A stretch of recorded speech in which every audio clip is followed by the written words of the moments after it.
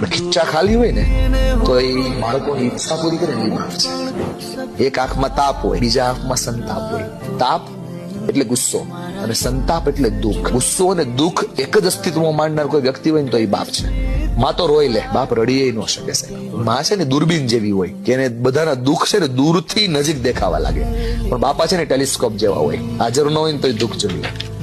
એટલે આ દૂરબીનની ટેલિસ્કોપની જે યાત્રા છે ને એમાં બાપાનું અસ્તિત્વ સમજાઈ જાય. પેલી વેલી આપણે આંગળીને પકડી હોય, એને આપણને રસ્તો બતાવ્યો કે જો બેટા આ રસ્તો જીવનનો રસ્તો છે. એ સ્નેહ હોય, સમૃદ્ધિ હોય, તાકાત હોય, બધું એમાં આવી જાય.